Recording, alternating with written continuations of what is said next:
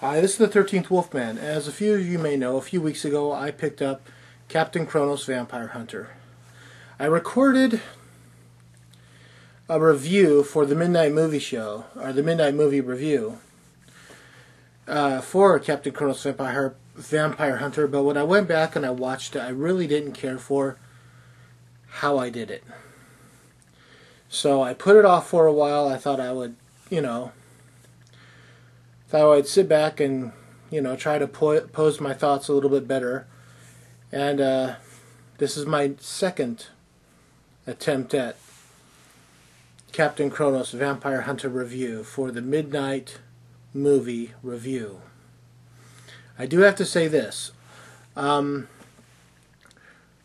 I showed everybody that I picked up Captain Kronos Vampire Hunter, I knew I was going to do a review on it, and the funny thing was like,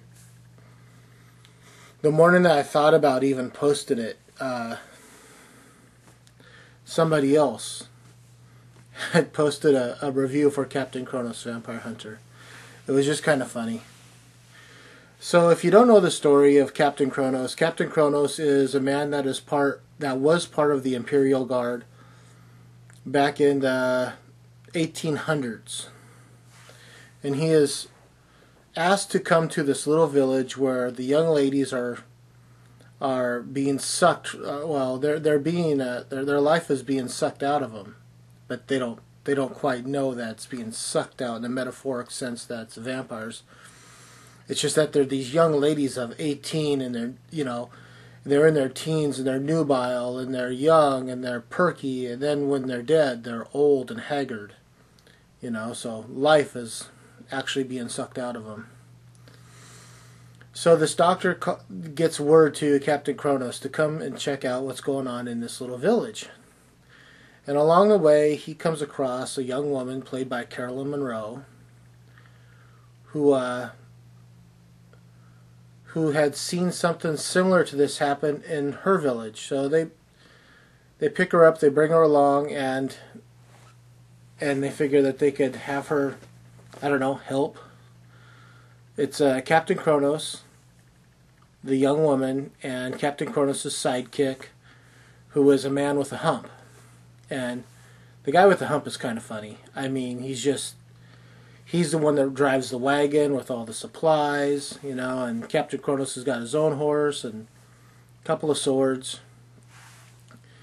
And then you got the doctor that's sent for Captain Kronos. The doctor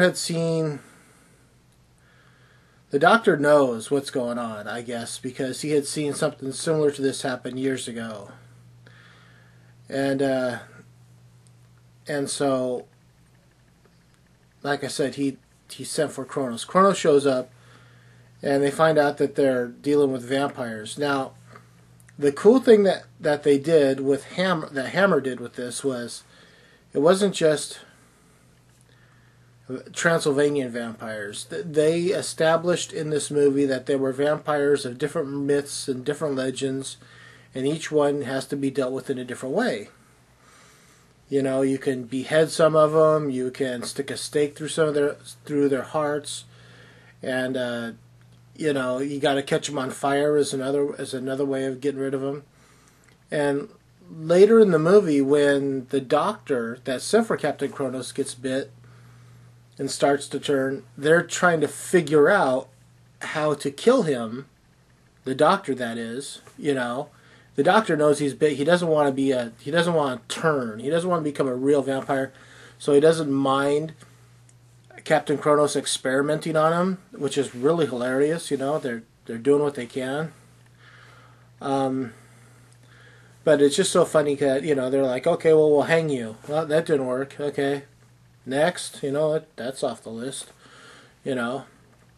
Overall, this movie was a great movie put out by Hammer at the time. It was a Hammer, Paramount Pictures. Hammer put out the movie, Paramount distributed it. And that's the way Hammer did a lot of movies back then for American audiences. It's like Hammer would put the movie out, and Universal would distribute it, or Warner Brothers, or Paramount, or whoever, they got as a distributor for the U.S. And And it was fun. I just love the way that, unlike Universal monsters, because a lot of them, I mean, they did have gothic looks to them, but a good portion of the Universal monsters really had a more modern look to it. Hammer really went for the gothic look. You know, it was all big castles and dark shadows and, you know, just capes and barons and countesses and, you know, and big dresses, you know, that you'd saw women wear, and that was very sexy. I'm sorry, but to see a woman in like those long dresses is sexy. The more you cover up, the sexier you look. I'm sorry, but it's true. But getting back to the movie was well done. The guy that played Captain Kronos did a really great job. Carolyn Monroe did a really great job portraying the young lady. The hump, it was so funny. The guy with the hump, you could tell the hump was fashioned. Like, maybe they just, like, sewed a hump into the back of this jacket, you know, and shoved some foam up there. But I accepted it. It's just, it was a good movie. If you haven't seen Captain Kronos Vampire Hunter, I say go out and check it out and get Captain Kronos Vampire Hunter. It's a fun film to watch. You can never go wrong with a Hammer film. I mean, that is the utmost truth. I don't think Hammer's ever put out a bad film. If they have, please, somebody tell me. Somebody do a video response and tell me if they put out a bad movie, because I haven't seen one yet. They might not be the greatest, but they haven't been bad. That's from me to you. This is the 13th Wolfman, and I'm on the prowl.